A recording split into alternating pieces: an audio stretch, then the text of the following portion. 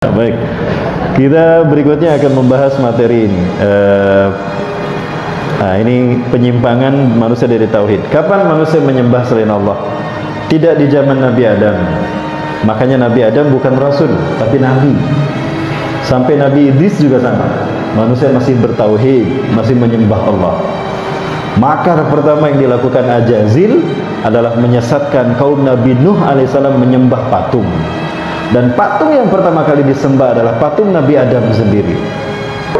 Selama ini diajarkan kepada anak-anak kita bagaimana sejarah peradaban manusia dimulai dengan teori evolusi. Ada juga dengan teori Lazarus Kalanzani, teori biogenesis dan abiogenesis. Juga ada teori evolusi Darwin. Ini bohong Bapak Ibu. Allah ciptakan manusia langsung dalam bentuk mulia. Nabi Adam AS bukan kera. Nabi Adam AS bukan hasil dari evolusi kera. Ya. Kalau memang manusia hari ini merupakan hasil dari evolusi primata, kenapa kebun binatang masih penuh dengan monyet sekarang? Kenapa mereka tidak berevolusi? Ya, Allah ciptakan manusia dengan 4 cara. Pertama, Allah ciptakan langsung dari tanah. Siapa? Nabi Adam.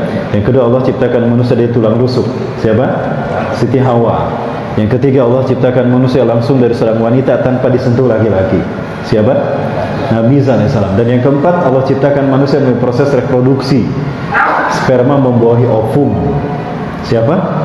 Ya kita. Kita ya. Ada yang lahir dengan cara pertama atau cara ketiga tanpa seorang ayah? Ya, apakah yang lahir tanpa seorang ayah itu anak Tuhan? Apakah Nabi Isa anak Tuhan karena lahir tanpa seorang ayah? Sekarang banyak bayi yang tidak jelas siapa ayahnya. Apakah mereka anak Tuhan? Bukan juga ya. Baik ya Pak Firman. Jadi teori evolusi ini bohong besar. Teori materialis. Ini adalah bukti-bukti peradaban zaman dulu. Bahkan sepertinya mereka jauh lebih canggih dari manusia zaman sekarang. Kita butuh teknologi untuk sehebat mereka. Bahkan tidak bisa mengalahkan mereka.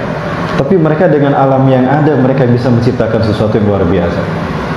Saya membaca bahwa ternyata Nabi Adam AS, menurut Syekh Sami bin Abdillah Al-Maglus rahimahullah, di dalam kitabnya Atlasu Tarikhil Anbiya wal Mursalin, atlas tarikh sejarah para nabi dan rasul, itu Nabi Adam diturunkan di tahun 5872 sebelum Masehi.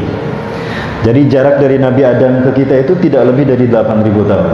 Nanti insya Allah kita hitung angka ini, saya tunjukkan dalam bentuk bahkan dalam materi nanti huru-hara akhir zaman.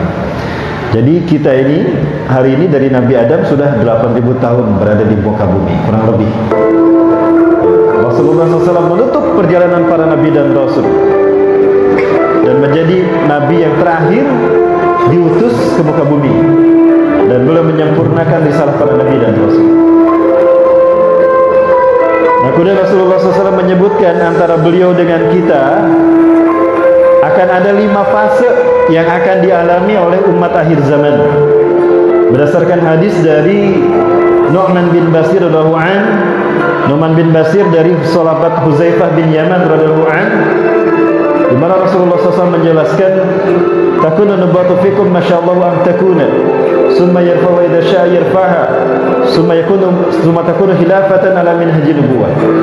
Masyaallahu an takuna, summa yarfa'u idza syaa yarfa'ha, summa yakunu mulkan 'adhan, summa yarfa'u idza syaa yarfa'h, summa yakunu mulkan jabariyah.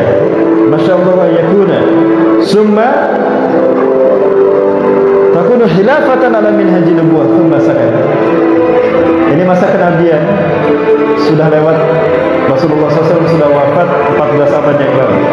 Lalu Khulafaur Rasyidin pun sudah wafat, sudah berakhir di tahun 661. Ini merupakan Adhan, dinasti.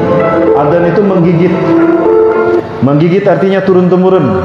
Kekuasaan berpindah dari ayah kepada anak. Terus dinasti sampai ke Turki Utsmani. Ya, sampai ke Turki Utsmani 1924. Dan ini pun sudah berakhir. Hari ini kita berada di fase yang keempat, dan ini pun akan segera berakhir. Insyaallah kita hitung ya. Nampaknya tidak lama lagi nih. Kira-kira berapa tahun Bapak Ibu? Allah a'lam. Nah di fase yang kelima, umat Islam akan zahir kembali di muka bumi. Ini fase yang terakhir kata Rasulullah SAW. Fase di mana khilafah akan kembali memimpin dunia. Summa takunu khilafatan ala minhajin nubuwah. Kemudian khilafah akan kembali muncul di muka bumi, menandakan berakhirnya berbagai macam fitnah di muka bumi. Karena fitnah Dajjal tidak ada di sini. Dajjal sudah mati di sini. Dajjal mati di sini, dan iblis pun di sini sudah tidak bisa berbuat apapun. Iblis sudah tidak lagi bisa menyesatkan manusia karena manusia sudah beriman semua. Ada yang tidak beriman, maksud saya Islam sudah menguasai dunia. Ada yang tidak beriman, ada banyak. Bahkan di antara mereka tidak sedikit yang beragama Islam. Banyak di antara mereka yang akan menyaksikan kiamat terjadi, itu agamanya Islam. Kemudian Rasulullah menjelaskan, lakinna imanuhum la yuzabi hanajidahum. Tapi iman mereka tidak sampai ke hati. Jangankan ke hati, tenggorokan aja nggak kelewat iman mereka. Jadi iman mereka, barakallahu fiik, hanya ada di casing saja, tidak sampai ke hati. Jadi Allah tidak menyebut mereka beriman. Mereka lah seburuk-buruk manusia di muka bumi. Alladzina laisa lahum imanun walau bimithli dzarratin. Orang-orang yang tidak punya iman walau sebesar biji sawi. Ilaihim tub'atsu sa'ah. Mereka lah yang akan menyaksikan kiamat. Wa asyarru minhum, dan yang paling buruk dari mereka adalah al-ulama. Allahu akbar. Kata Rasulullah, ada ulamanya, tapi ulama-ulama yang buruk. Yahduna bi ghairi hadi wa yastanuna bi ghairi sunnati. Mereka memberikan petunjuk bukan dengan petunjukku, Al-Quran, tidak dengan Quran, tapi dengan logika. Ya. Wa yastanuna bi ghairi sunnati. Mereka mengambil sunnah bukan dengan sunnahku, tapi sunnah selain pada sunnah Rasulullah, sunnah Abu Janda. Mereka akan mengikuti jejak ahli kitab, kata Rasulullah. Tataba'unna sanana man qablakum shibran bi sibrin zira'an bi zira'in. Sungguh kalian akan mengikuti jejak langkah ahli kitab sebelum kalian. Orang-orang sebelum kalian sejengkal demi sejengkal, sehasta demi sehasta. Artinya tidak terasa. Jangan salah, Pak. Ada orang dikiranya beribadah kepada Allah, tapi dia menyembah Tuhan lain. Siapa? Dewa matahari. Kalau masih ada waktu saya bahas tentang Dewa Matahari. Masih ada waktu, Pak? Masih ya? Sampai jam? Jangan deh, kelamaan. Sampai jam 7 aja ya? Sampai jam 7 boleh? Kalau waktu Bandung ini baru setengah 6. Ini setengah 7 ya? Ini jam saya belum dirubah. Ini waktu Bandung masih setengah 6. Oh, masih lama, belum jam 7. Belum jam 6. Bagaimana rahmatullah? Kita lanjut sedikit. Nah, setelah Rasulullah SAW menyebutkan fase yang kelima ini, Rasulullah diam. Tsumma sakat. Kemudian Rasulullah diam. Sakat bimakna al-qiyamah. Sakat artinya kiamat. Cuma ada jeda. Setelah orang beriman meninggal dunia semuanya di muka bumi, Allah akan mencabut nyawa orang beriman ini dengan sebuah angin yang namanya angin iliyin. Satarihum min ardil Hijaz, akan berhembus sebuah angin dari bumi Hijaz. Ainal Hijaz, di mana Hijaz? Al-makan bainal Makkah wal Madinah. Suatu tempat antara Makkah dan Madinah. Di mana akan berhembus angin dari bumi Hijaz ini yang sangat sepoi-sepoi dan halus. Ya, tusama iliyin, diberi nama iliyin. Aliyanu yulinu iliyinan, lembut kayak kain sutra. La tamurru ala ahadin kana fi qalbihi misqaratan min iman illa qabadathu. Tidaklah angin ini melewati seorang pun yang ada iman dalam hatinya walau sebesar biji sawi, melainkan angin ini akan mencabut nyawanya. Fayabqa syururun nas, maka yang tersisa adalah makhluk yang buruk yang tidak ada iman sedikit pun. Ilaihim tub'asusa, kepada mereka lah kiamat diutus. Jadi orang-orang beriman enggak akan menyaksikan kiamat. Mudah-mudahan kita mati duluan. Kalau kita masih hidup, nauzubillah, berarti kita nggak punya iman Allah sebesar biji sawi. Banyak orang yang tidak punya iman tapi mengaku Islam, Pak. Iwafillah rahmatullah. Di zaman kita inilah Dajjal akan muncul. Siapa Dajjal? Dialah dewa matahari, perwujudan dewa matahari. Jadi Dajjal di sini dia akan habis-habisan menyesatkan manusia. Rasulullah SAW mengingatkan umatnya yang hidup di fase yang keempat akan datangnya satu fitnah. Tidak ada fitnah yang terburuk melainkan fitnah Dajjal. Tidak ada fitnah yang lebih buruk. Fitnah yang lain bersumber dari fitnah Dajjal.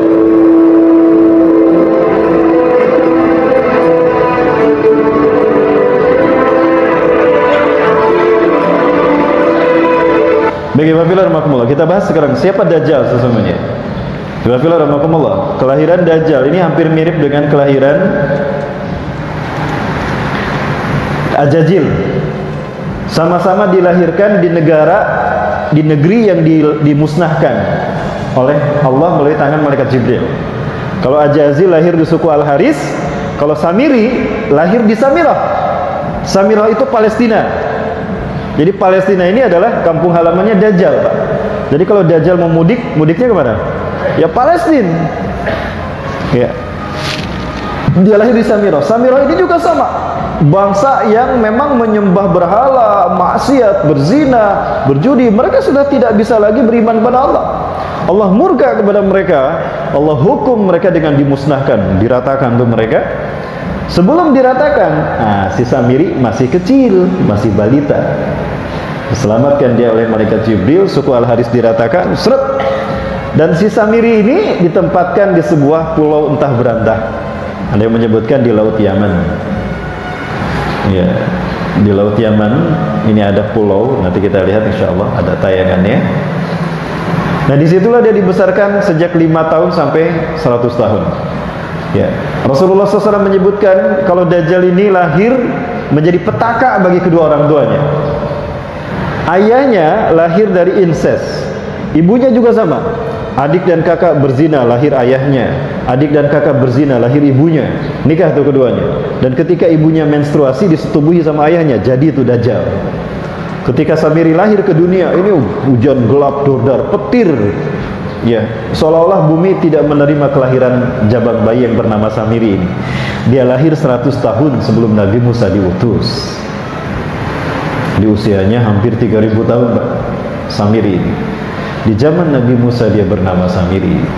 Ketika di pulau entah berantah ini, si Samiri dirawat oleh malaikat Jibril. Ya, ketika dia bangun, tampak malaikat Jibril sudah menyiapkan makanan dan minuman. Dia makan, udah gitu tidur lagi. Bangun lagi, makan, minum, tidur lagi. Begitu dan begitu setiap hari sampai usianya 100 tahun, Pak. Bayang, Pak, 95 tahun perbuatannya cuma gitu doang. Bangun, makan, minum, tidur. Bangun, makan, minum, tidur. Apa istilahnya? Kalau istilah Sunda, hardolin. Ada orang Sunda di sini. Ya. Nah, Allah menciptakan satu makhluk yang menjadi pendamping dia. Binatang jasasah. Rasulullah SAW menyebutkan binatang jasasah. Jasasah ini artinya mata-mata. Dohmatun kabirah tugatiha sya'ar la nastati an nakhtarif aina al-wajhu wa aina dubur. Satu binatang yang besar ditutup yang penuh dengan bulu yang kita tidak tahu mana muka mana dubur, yang menghadap itulah muka. Itu binatang jasasa. Ya, Rasulullah sifatkan demikian. Nah, binatang ini bisa berbicara. Malaikat Jibril menuliskan prasasti di samping Dajjal, di samping Samiri, yang isinya adalah tauhid dan Islam. Ketika Samiri bangun di usia 100 tahun, dia nampak, dia lihat, dia buka matanya. Wih, saya di mana ini? Dia baru sadar kalau dia ini adalah hidup. Dia ada di pulau entah berantah. Di saat itulah binatang jasasa ini berbicara pada Samiri. Hai Samiri, selamat kesejahteraan bagi siapapun yang mengikuti petunjuk. Salamun ala man ittaba'al huda. Keselamatan bagi siapapun yang mengikuti petunjuk Allah, petunjuk para nabi dan utusannya, nabi dan rasulnya. Siapa engkau? Aku jasasa.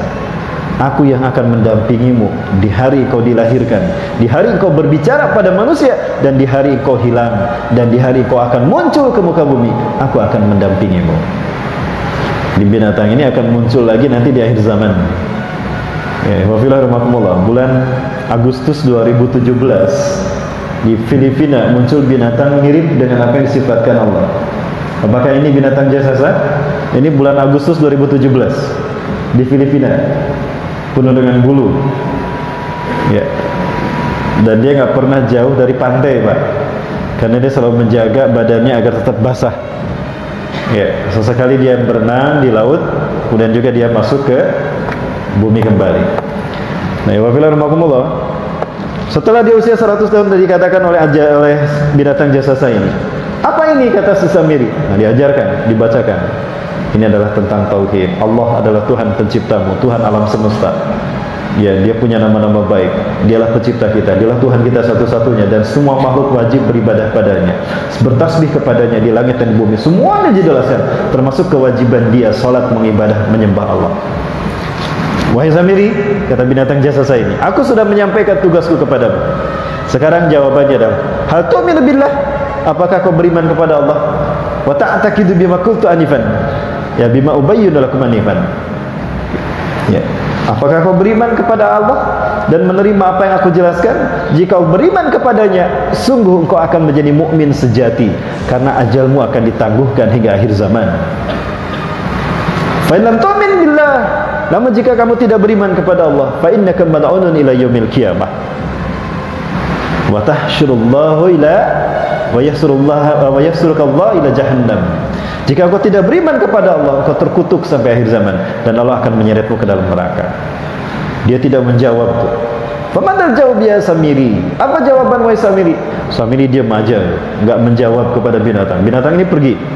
Datang lagi, nanya lagi sama Samiri. Samiri, apa jawabanmu? Berimankah kepada Allah? Dia diam saja.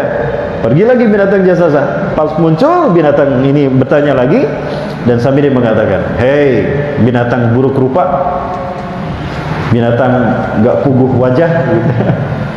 Akulah Allah yang disebutkan dalam prasasti ini. Prasasti ini bukan menyebutkan Allah yang kau sebutkan, aku yang disebutkan dalam prasasti ini. Maka akulah Allah, sembahlah aku olehmu. Di situ dia malah mengaku Allah. Maka binatang ini menjerit dengan teriakan yang keras sampai Samiri pun tidak kuat mendengarnya. Binatang ini pergi sampai nanti muncul di akhir zaman. Maka saat itulah Samiri mendapatkan gelar Dajjal, Al-Kadzab, pendusta. Dia menebar fitnah dan petaka kepada umat manusia. Dia ingin memperbudak manusia menyembahnya. Maka di zaman Nabi Musa ada cerita, Samiri inilah yang menyesatkan kaumnya menyembah patung anak sapi. Ya.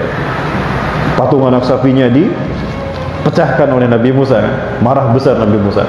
Ketika Nabi Musa datang menghadap Allah di di Sinai, ya, mendapatkan 10 perintah Allah, Allah bertanya, "Wa ma ajalaka an qaumika ya Musa?" Apa yang menyebabkan kau tergesa-gesa meninggalkan kaummu wahai Musa? Hum mi wara'i rabb. Mereka ada di belakangku ya Allah. Harun bersama mereka. Musa, apa kau lupa kalau kaummu diuji oleh fitnah Samiri? Samiri menyeru mereka menyembah patung anak sapi, bukan menyembahku. Wah, marah Nabi Musa saat itu. Faraja Musa ila qaumihi ghadbanan asifa. Maka Musa kembali pada kaumnya dalam keadaan marah besar. Ditarik janggutnya Nabi Harun. Kamu kenapa biarin mereka menyembah patung anak sapi? Aduh, jangan ditarik janggutku, nanti putus. Ya, jangan kau marah begitu wahai saudaraku. Aku sudah memperingatkan mereka untuk tidak menyembah patung anak sapi dan tidak mengikuti bujuk rayuk Samiri. Tapi mereka terpengaruh oleh indahnya kata-kata Samiri. Samiri mengumpulkan perhiasan kaum tadi, dimasukkan ke dalam bejana, diolah, maka dibentuk menjadi patung anak sapi. Iblis masuk ke dalam patung tadi dan berbicara.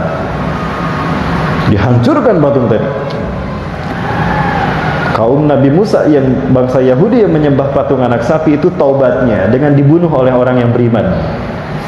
Faqtulu anfusakum fatubu ila barikum faqtulu anfusakum. Taubatlah kalian kepada Tuhan pencipta kalian dan bunuhlah diri kalian sendiri. Maksudnya yang murtad, yang syirik menyembah patung anak sapi dibunuh oleh yang beriman. Tapi tidak selesai hukuman tadi, karena berperang akhirnya mereka yang akan dibunuh tidak terima. Karena yang menyembah patung anak sapi ini jumlahnya banyak. Maka dihentikan. Kemudian si Samiri diusir oleh Nabi Musa. Loh, kok bisa?